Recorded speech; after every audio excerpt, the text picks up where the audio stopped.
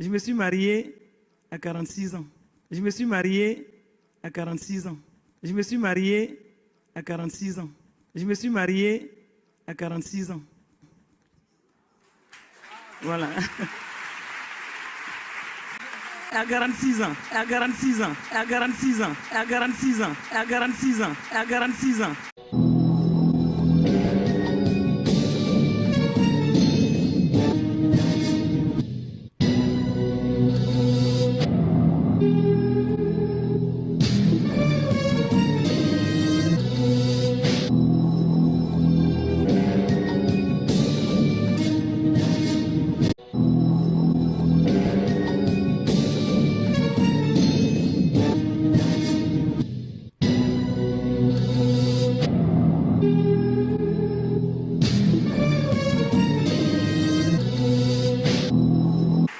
Donc je suis en train de dire à des jeunes femmes qui sont ici que c'est pas fini pour toi. Donc je suis en train de dire à des jeunes femmes qui sont ici que c'est pas fini pour toi. Donc je suis en train de dire à des jeunes femmes qui sont ici que c'est pas fini pour toi.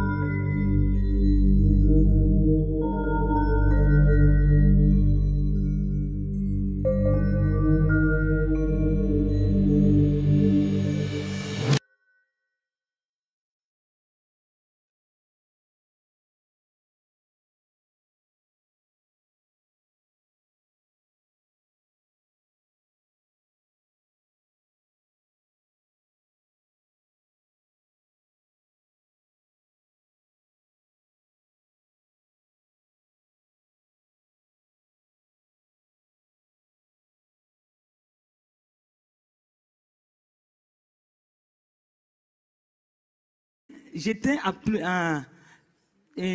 successivement à des directions que j'ai dirigées au niveau de l'État, jusqu'au niveau de World Vision International où j'étais la directrice nationale. Après, comme ça a été dit dans mon parcours, j'étais la conseillère régionale pour l'Afrique de l'Ouest en genre et développement.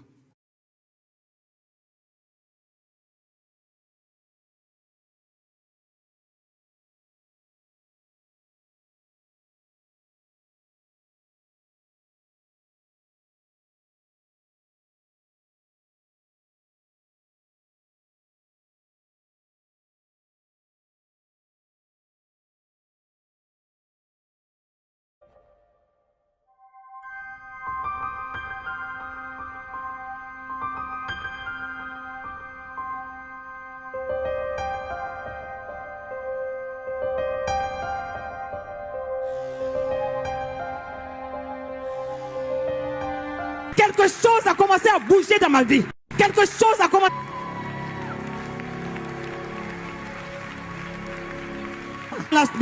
par l'esprit.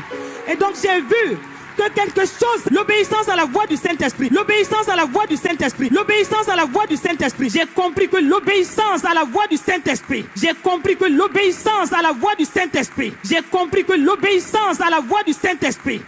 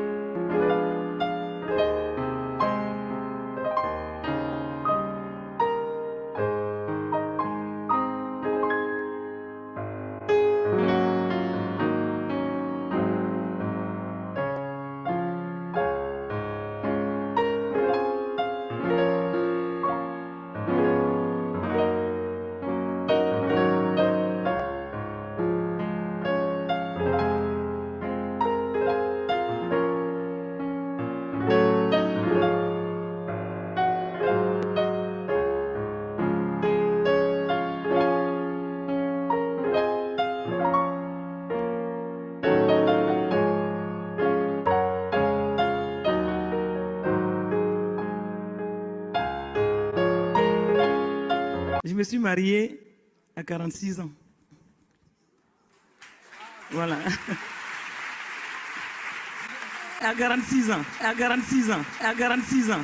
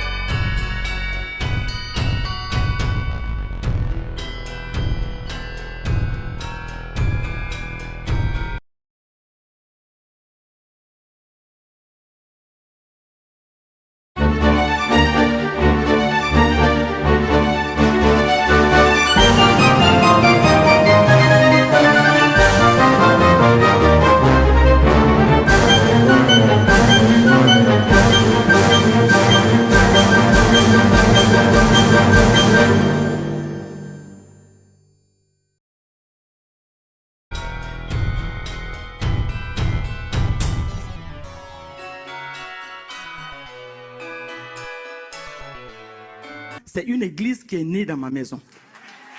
Wow, et donc j'en étais le pasteur sans être préparé. J'en étais le pasteur sans être préparé. J'en étais le pasteur sans être préparé. J'ai compris que l'obéissance à la voix du Saint-Esprit. J'ai compris que l'obéissance à la voix du Saint-Esprit. J'ai compris que l'obéissance à la voix du Saint-Esprit.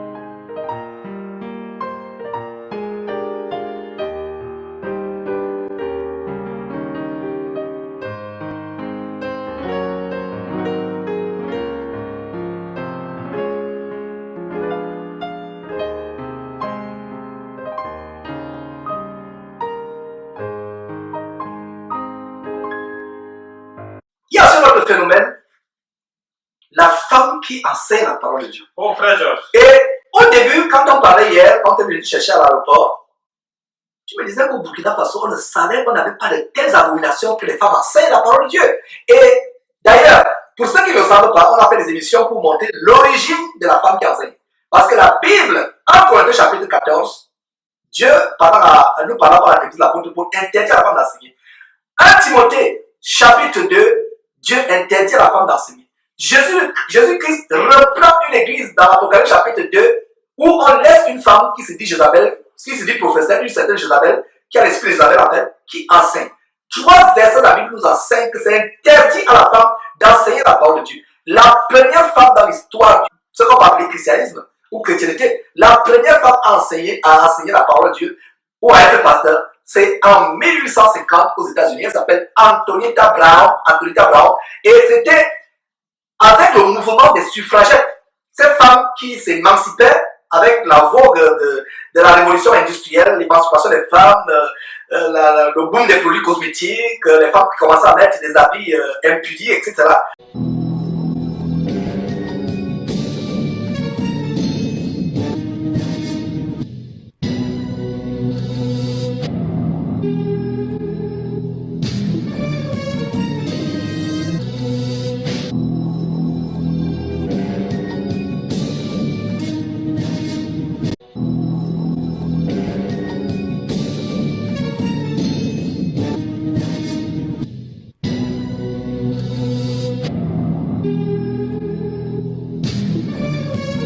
Donc, avec la révolution industrielle au 19e siècle, la révolution industrielle, on a donc une première femme qui s'élève dans une dénomination, qui devient pasteur, Antonita Brown, qui devient pasteur. Et la première femme africaine à être pasteuse ou pastrice ou pastoresse, je ne sais pas comment on peut les appeler, c'était en 1983, et je crois que c'est au Kenya. 1983, donc une trentaine d'années, même pas 40 ans. Donc, en 1850 ans après Jésus-Christ, c'est là où on voit une femme enseigner la parole de Dieu. Dans aucun verset de la Bible, on a vu une femme enseigner la parole de Dieu. Et c'était le cas au Burkina Faso. Les femmes n'enseignaient pas la parole de Dieu. Donc, d'où vient que la femme subitement enseigne au Burkina Faso? Ok, moi je me suis converti en 98 et je fréquentais les assemblées de Dieu. Et là, jusqu'à présent, la femme n'enseigne pas la parole de Dieu. La femme n'est pas enseignée la parole de Dieu. Et ce n'est que récemment que ce phénomène a commencé. Et comment? Le pasteur Karambiri, avec sa première femme, n'a jamais enseigné. Celle qu'on appelait Maman Sophie. Une femme Elle n'avait jamais enseigné. Elle n'avait jamais enseigné, jamais vu enseigner.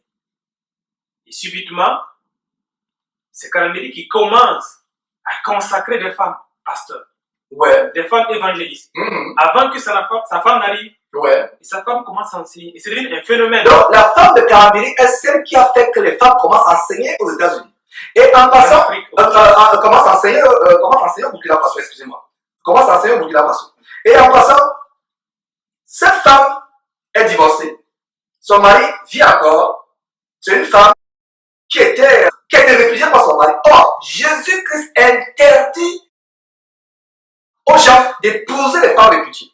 Donc, si quelqu'un, même toi qui m'écoutes là, comme Karambiri, c'est Karambiri qui se dit pasteur, que beaucoup de gens suivent aujourd'hui. Si quelqu'un épouse une femme divorcée ou répudiée, le Seigneur Jésus dit en Matthieu chapitre 5 que cette personne commet l'adultère. Vous commettez l'adultère. Et comment donc un soi-disant pasteur qui perd sa femme, est-ce qu'il n'y a pas de femmes au Burkina Faso si vous laissez le mari? Il y a tellement de femmes au Burkina Faso. Donc au lieu de prendre une femme qui est célibataire, une vierge, qui n'a jamais connu d'homme, qui n'a jamais été mariée, il va prendre une femme répudiée et remplie des esprits de masculinité, d'autorité. Et quand vous voyez cette femme adultérine de Maman de Karambiri qui enseigne, vous avez l'impression que c'est un homme. À l'écouter, vous avez l'impression que c'est un homme que vous voyez en face de vous. En fait, c'est un esprit de masculinité. D'ailleurs, on vous a montré comment l'esprit de masculinité se manifeste dans les femmes qui enseignent la Bible. Et ce n'est pas surprenant que ces femmes sont lesbiennes, comme les deux pastoresses qui sont mariées récemment, qu'on vous a montré aux États-Unis.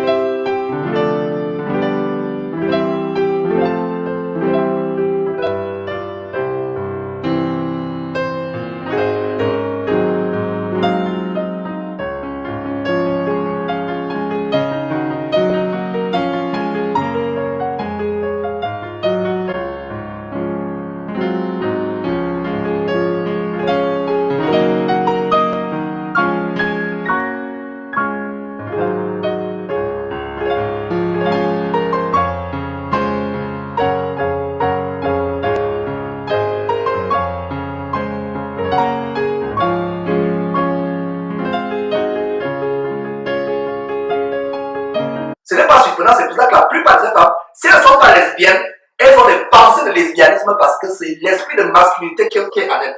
L'esprit de masculinité qui est en elles. Et ces femmes-là, comme la femme adultérine de Mamadou Karambiri, vous enseignez la parole de Dieu. Donc voilà une information que tu donnes à savoir que les femmes ont commencé à enseigner au Burkina Faso avec la femme adultérine de Mamadou Karambiri. Ça ne nous surprend pas parce que une femme répudiée par son mari, qui soi-disant est chrétienne, accepte d'être le mari de notre homme alors que son mari vit toujours. C'est la preuve qu'elle ne connaît pas Dieu. C'est la preuve que Dieu n'y est pas. C'est la preuve que ce mariage a été tissé depuis les quartiers généraux sataniques.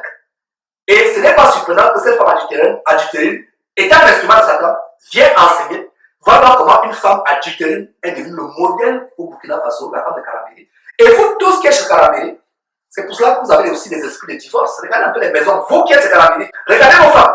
Si vous êtes honnête, vous me direz que c'est vrai ce que Georges dit. Dans vos foyers, ça ne va pas. Dispute les femmes insoumises. Les femmes insoumises. Même l'histoire d'Esther dont on parlait. Pourtant, le roi Assyrus était un roi impie. Le roi Assyrus était un roi impie, un peuple impie. Mais ses conseils, qu'est-ce que ses conseils lui ont dit? Les conseils lui ont dit: ta femme t'a désobéi publiquement. Pour que nos autres femmes ne prennent pas ça pour un modèle, nous te conseillons de la répudier pour qu'elle ne soit pas modèle. Regardez un peuple qui ne connaît pas Dieu, qui a le bon sens plus que nous. Mamadou Karambiri, qui a une femme masculinisée, une femme autoritaire, remplie d'esprit Isabelle, qui enseigne, qui est rebelle à son mari, rebelle à Dieu. Voilà comment les femmes dans les foyers burkinabés sont devenues exactement comme la femme de Mamadou Karambiri. Dans les foyers chrétiens, les femmes dans les foyers chrétiens prennent l'exemple de Mamadou Karambiri, de Madame Mamadou Karambiri, enfin la femme adultérine, la pasteuse ou pastrice, Hortense Karambiri, la prennent pour modèle. C'est pour ça que dans vos foyers, vous avez des femmes insoumises, rebelles. C'est pour ça que vos foyers sont minables. C'est pour ça qu'il y a des divorces, des séparations, où vous laissez tout simplement l'esprit d'achat. Voilà ce qui se passe, mes frères et sœurs. Je lance toujours un appel. Le phénomène n'est pas répandu, mais elle commence à s'étendre. Le phénomène des femmes qui enseignent. Qui enseignent. Ça commence à s'étendre parce que les femmes aussi enseignent dans certaines assemblées maintenant. Pourtant, la Bible l'interdit. Je comprends pourquoi les femmes, les pasteurs, ne peuvent pas enseigner les femmes, ne peuvent pas prendre autorité.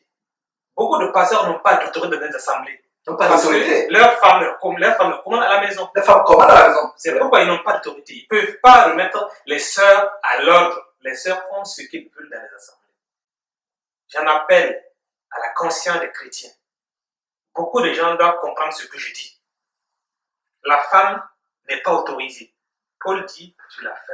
C'est à la maison, tu t'enseignes aux côtés de ton mari. C'est au côté de ton mari que tu t'enseignes. Dans la soumission. Les femmes n'ont pas droit à la parole dans les assemblées, en autorité sur les hommes. La Bible ne le permet pas. Parlant du foulard aussi, le voile qu'on a porté. Que les femmes doivent porter quand elles prient. Voilà. Naturellement, je suis moi aussi. C'est vrai que ça n'a rien à voir avec l'évangile. Mais nos mamans portaient le foulard déjà. Et je prends un exemple, même si on partait devant le chef traditionnel. Ouais. Ça veut dire, l'homme n'a pas droit à porter un chapeau si ça était devant le chef. Devant le chef. Mais dans la culture, voilà. Incroyable. Mais la femme vient avec son foulard, salue devant le chef. Le chef salue le chef avec son foulard.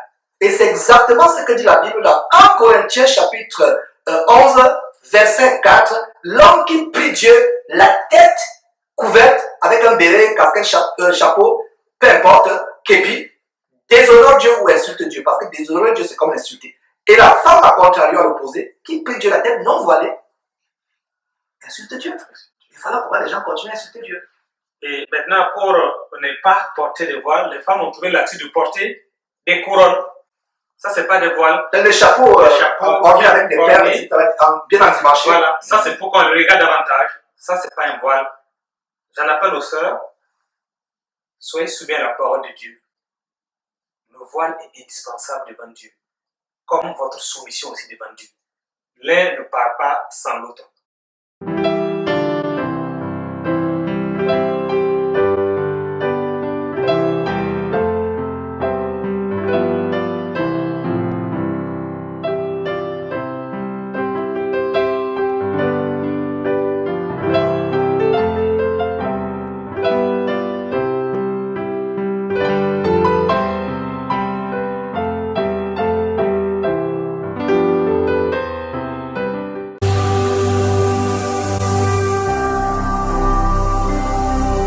Jésus-Christ TV, vous connaîtrez la vérité et la vérité vous affranchira.